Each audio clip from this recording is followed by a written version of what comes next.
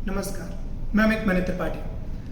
बीते 4 जून को लोकसभा चुनाव के परिणाम आ गए। इस दिन क्या हुआ कि 293 सीटों पे एनडीए गठबंधन ने जीत हासिल किया, जबकि इंडिया को 234 सीटें हासिल हुई। इसमें एक और बात बता दूं कि 1 जून को जब इंडिया गठबंधन की एक मीटिंग हुई, उसमें एक दावा किया गया कि 295 सीटें हम हासिल कर रहे हैं। इसके अलावा जब परिणाम आया तो उसमें 61 सीट जो थे वो कम निकले।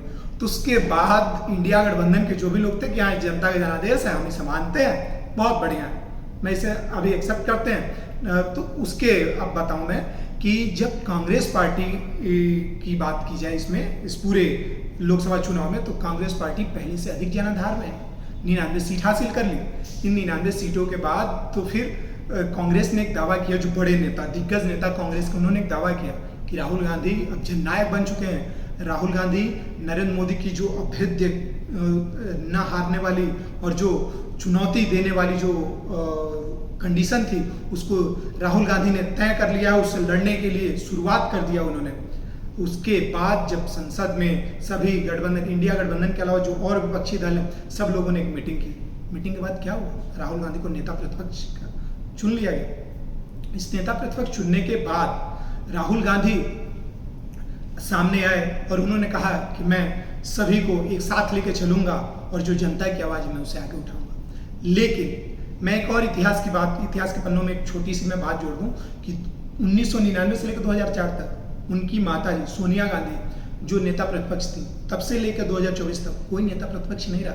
अब राहुल गांधी फिर आए हैं। अब इसमें देखना ये होगा कि राहुल गांधी कितना जनता के मुद्दा और लेके चलते हैं। इसमें एक आपको मैं और उम्मीद बता रहा हूँ, क्या उम्मीद लगाई जा रही है और क्या बात बताई जा रही है कि राहुल गांधी के सामने क्या चुनौतियां हो सकती हैं। सबसे पहली चुनौती क्या कि उनको यूपी, झारखंड और अदर स्टेट्स जो आने वाले समय चुनाव होने वाले, जैसे यूपी में समाजवादी पार्टी है, झारखंड में जेएमएम है, दिल्ली में आम आदमी पार्टी है, पश्चिम बंगाल में दीदी की जो सरकार है और जो उनकी पार्टी है, उन सबको साथ लेके पूरे देश की जो इंडिया गठबंधन की जो भी पार्टियां, उनको सबको साथ लेके आगे आना है और उन सबको संसद में उनकी आवाज़ उठाना है।